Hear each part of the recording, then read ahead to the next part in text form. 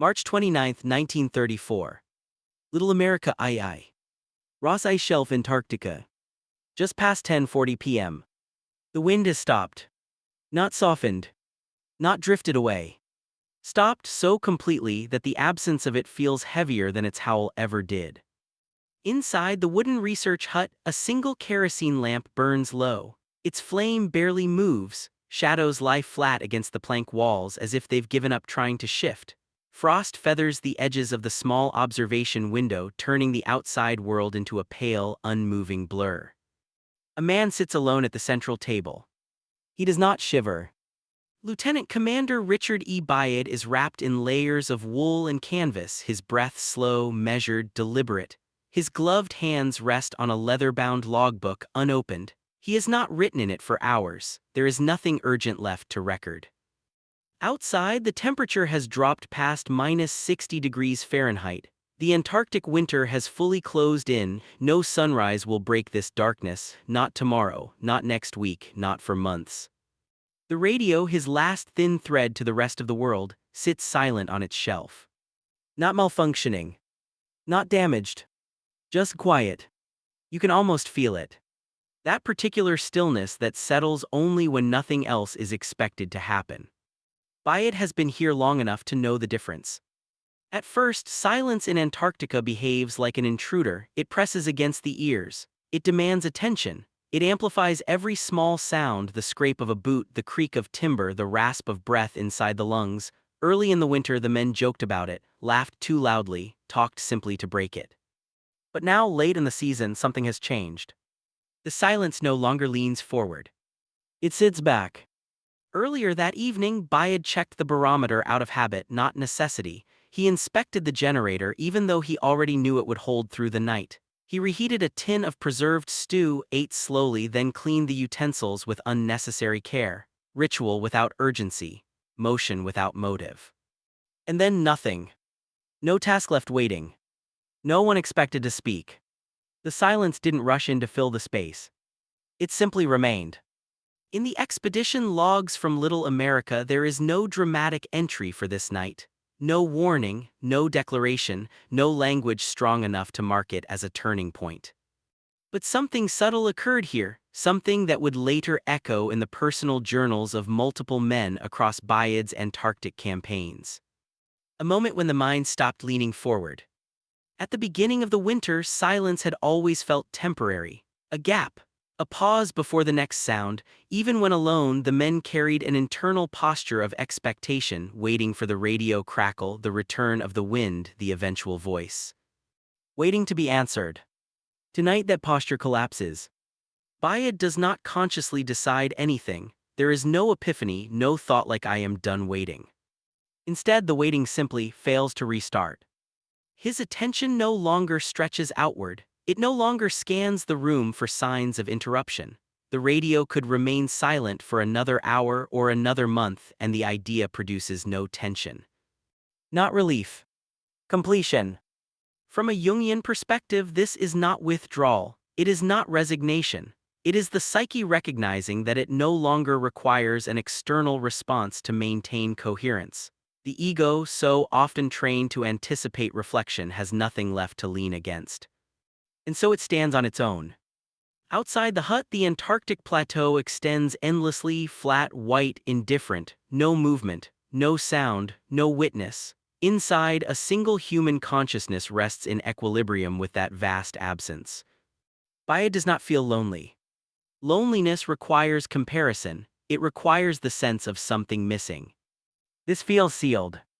In later support team notes, men stationed in adjacent huts would describe similar nights. Different dates, different locations, same shift. After a while, one wrote, "The quiet stopped asking anything of me." Another noted that conversation, when it eventually returned with the spring thaw, felt oddly intrusive, as if words now had to justify their presence. Byard closes the logbook without opening it. The silence does not react. It doesn't deepen. It doesn't resist. It doesn't change. It simply remains, whole, undivided, final. And somewhere in that stillness, a boundary dissolves. Not between man and environment, but between awareness and expectation. For the first time since arriving on the ice, nothing inside him is reaching outward. Nothing is asking to be answered. And once that line is crossed, it cannot be uncrossed. Morning does not arrive. The clock on the wall clicks past 600, then 700, then 800, each minute sounding louder than it should in a room this still. The darkness outside the frosted window does not thin, it does not hint, it holds. Bayad wakes without urgency. Not because he is rested, but because there is nothing waiting to receive him. In earlier weeks, waking had always been an act of alignment. The body rose to meet the day even if the day never truly appeared. There were measurements to take, instruments to check, routines to preserve. Purpose had shape then. Today purpose feels unnecessary. He lies still on the narrow cot, listening not for sound but for the instinct to listen. That reflexive reach outward, the subtle mental scan that asks what's happening. It doesn't come. Instead, awareness stays where it is. Complete. Contained. When he finally stands, it is not in response to anything. The movement is slow, unremarkable. He pours hot water over grounds for coffee. The aroma briefly occupies the room, then fades without ceremony. He drinks it without thinking of who else might be doing the same somewhere far away. That thought used to come automatically. Not now. Outside, the Antarctic winter has flattened time. Days no longer separate themselves. Without sunrise or sunset, the mind loses its anchors. At first, this disorients men. Later, it strips them down. Support team journals from Little America describe the same progression. Early entries are dense, observational, almost desperate to document everything: wind speed, snow drift, equipment condition, emotional state. Then gradually the language thins. Fewer adjectives. Shorter sentences. Longer gaps between entries. Not from fatigue but from sufficiency. From a Jungian perspective, this marks a subtle but decisive shift. When the psyche is no longer mirrored by others, it initially compensates by narrating itself more loudly. Thoughts become performances, rehearsals, explanations meant for an imagined witness. But in prolonged isolation, something else can occur. The witness fades. Not because it is suppressed, but because it is no longer needed. Bayad notices this while checking the instruments. The thermometer. The barometer. The anemometer arm frozen solid. He records the readings precisely, then pauses. For the first time, the act of recording feels slightly artificial, as if he is documenting a reality that does not require documentation to remain real. The thought surprises him. He sets the pencil down. This is not defiance, not rebellion against duty. He completes the log as required, but something inside him has shifted its center of gravity. The logbook no longer feels like a bridge to the outside world, it feels like an artifact, useful but not essential. Earlier in the expedition, silence had been a space to endure. Now it behaves differently. It does not wait for sound to interrupt it. It does not feel provisional. It feels concluded. The men in adjacent huts experience it too, though they rarely speak of it directly. When they do exchange words over the radio, conversations shorten, not out of irritation but economy. Sentences do only what they must, nothing more. Someone remarks almost casually, "Funny how quiet feels different lately." No one disagrees. No one expands. Later, alone again, Bayad sits at the table and stares at the radio. The set is capable of reaching thousands of miles. It could summon a voice, reconnect him instantly to another human mind. He does not turn it on. Not because he refuses to, but because the idea of doing so produces no internal movement. This is the critical moment. Silence has stopped behaving like a condition. It has become a state. From a Jungian perspective, this is where individuation deepens, not through insight but through cessation. The psyche stops projecting itself outward, stops anticipating recognition, stops leaning toward response. Identity no longer forms in dialogue. It consolidates internally. Bayad notices another change, quieter still. His thoughts no longer explain themselves. Earlier, even alone, his mind would narrate actions as if someone might overhear them later. "I should check the generator again. This reading might be important. I'll remember this detail." Now thoughts arrive without commentary. Action follows without rehearsal. Awareness exists without narration. It is not emptiness. It is density without noise. That evening, he steps outside briefly to inspect the snow anchors. The cold strikes instantly, fierce and absolute. His eyelashes frost together. The world beyond the hut is featureless, a white-black expanse with no horizon. Standing there, wrapped in canvas and fur, he feels something unexpected. Not smallness. Alignment. There is no impulse to interpret the landscape, no urge to extract meaning. The environment does not need to signify anything, neither does he. For months, the Antarctic had felt like something to be endured. Now it feels sufficient. The silence around him does not echo. It absorbs. It does not reflect him back to himself. And for the first time, that absence of reflection feels natural. Comfortable. Final. He returns inside, closes the door and removes his gloves. The hut resumes its perfect stillness. The lamp flickers once, then steadies. Bayed sits. He does not reach for the logbook. He does not scan the room. He does not wait. And somewhere deep in the architecture of the mind, a realization begins to take shape, not as a thought but as a posture. That the self no longer requires an answer. That silence is no longer something to survive. That it has finished asking. And once silence stops asking, what happens when the world finally speaks again? The change does not announce itself. It reveals itself sideways through absence.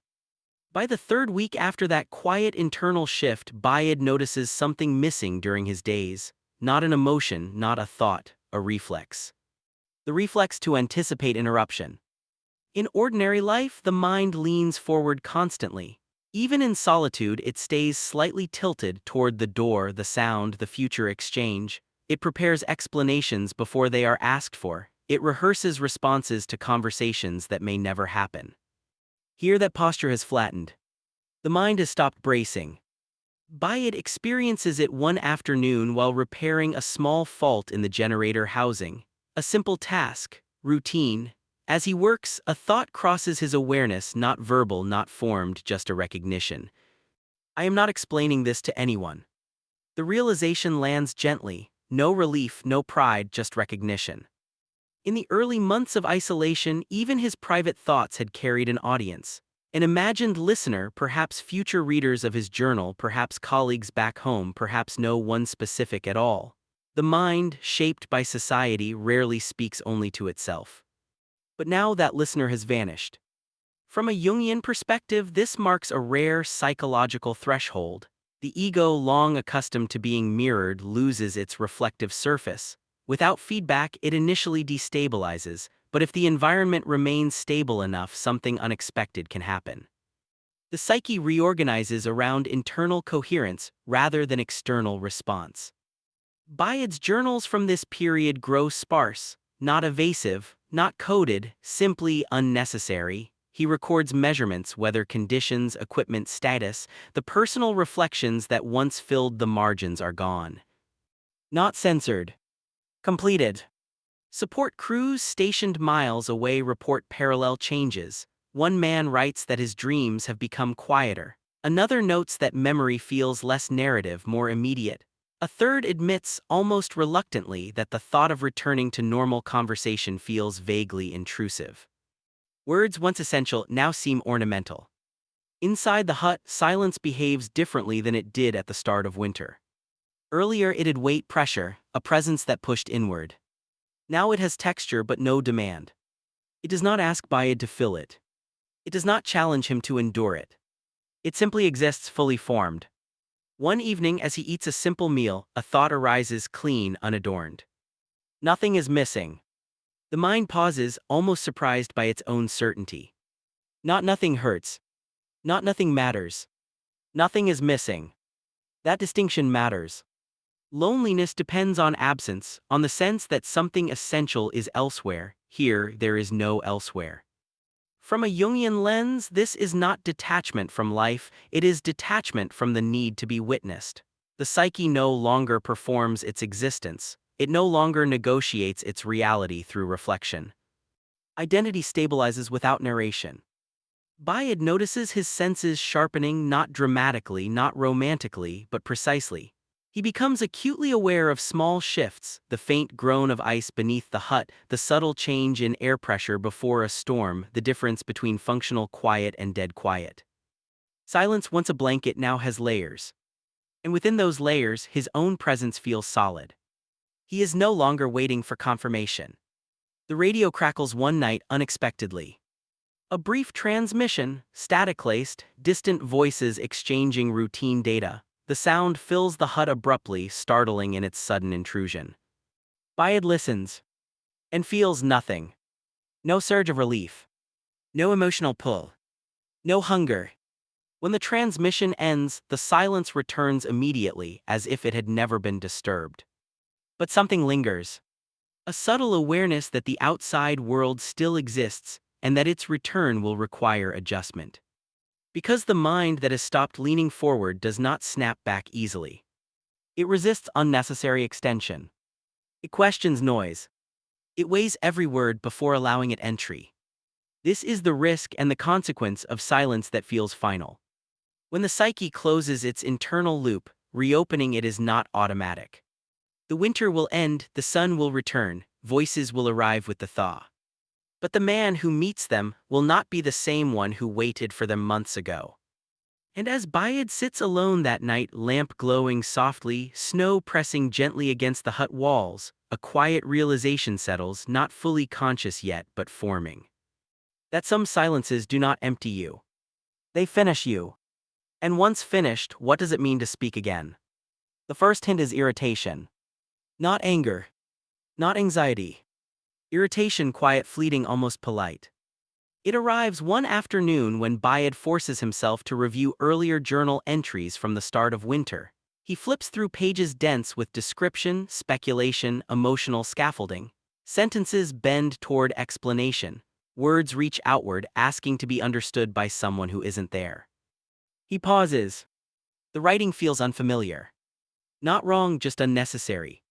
From the chair beside the table, the radio emits a faint electrical hum, not a transmission, just background life, a reminder that connection is possible at any moment. For the first time, that possibility feels excessive. In the early weeks, contact had been oxygen, proof that he still existed in a larger human field. Now, the thought of sustained conversation feels like stepping into bright light after darkness, not painful but disorienting. The mind has adjusted to another economy. Fewer signals. Less noise. No surplus meaning. From a Jungian perspective, this is where the psychological cost of reintegration begins to form. When the psyche stabilizes without external reference, the return of mirroring can feel like intrusion rather than support. The self has learned to hold its shape without reflection. It does not want to be reshaped casually. Bayard notices the change most clearly in language. Words now arrive with weight.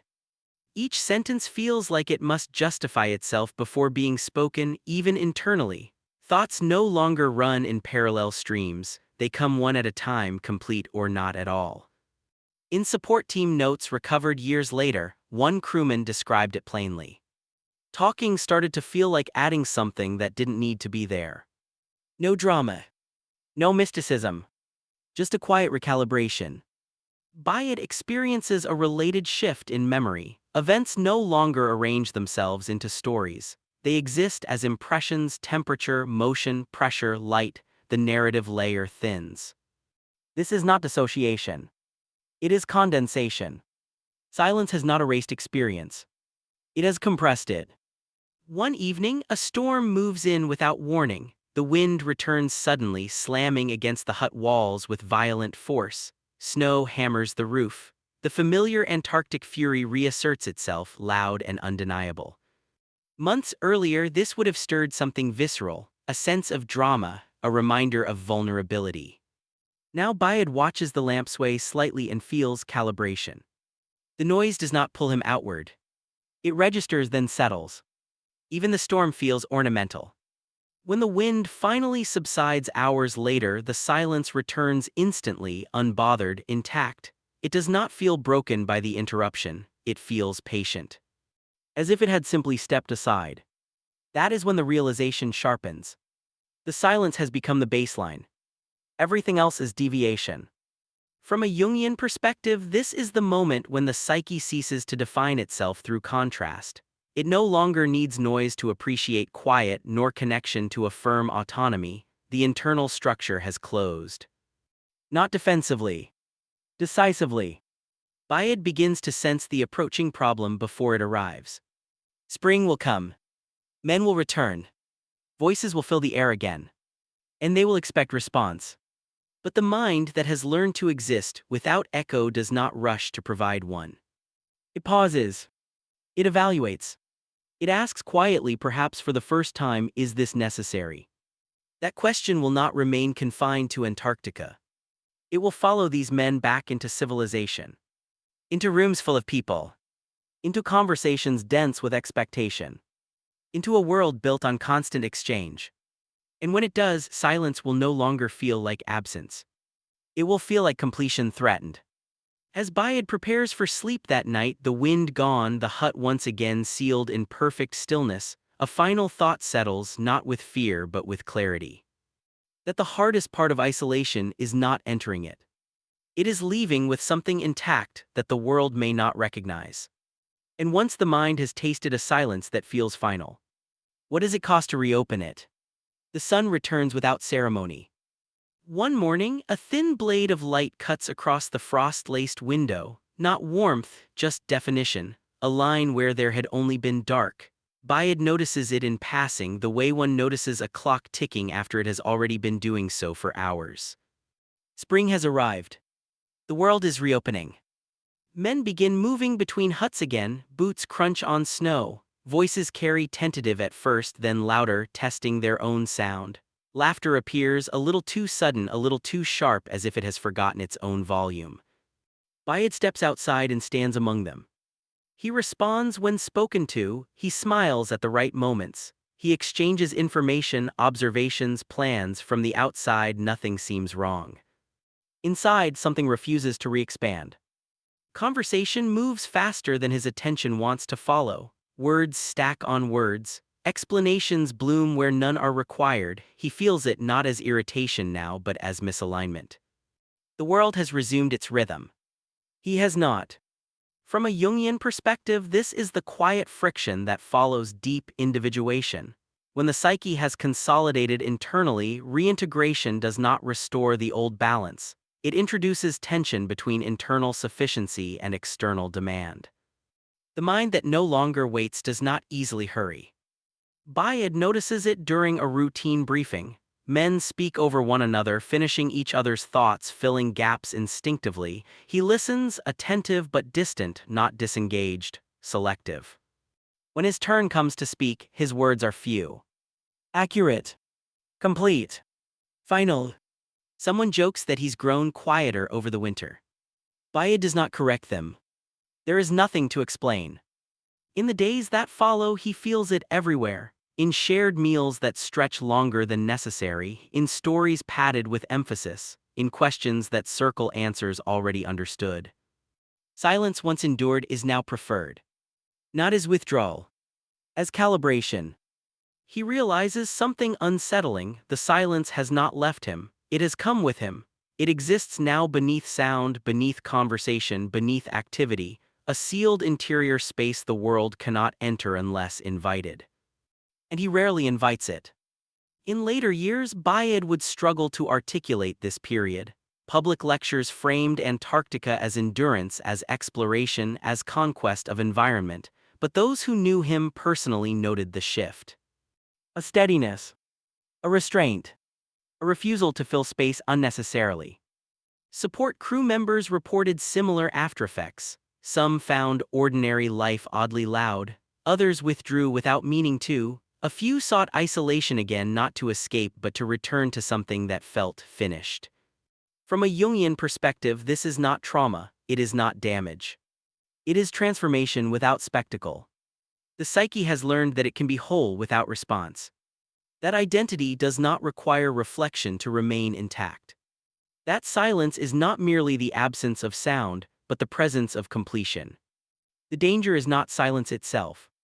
It is returning to a world that assumes openness, constant exchange, perpetual explanation, and realizing you no longer operate that way. That you are not broken, but you are sealed. Bayed stands one evening at the edge of the encampment, watching the horizon glow faintly with returning light. The Antarctic stretches out before him, vast and indifferent, just as it always has. The silence is thinner now, but it is still there. Inside him. And he knows without regret that it will remain. Because once silence stops feeling empty, once it feels final, it does not disappear when the world gets louder. It waits.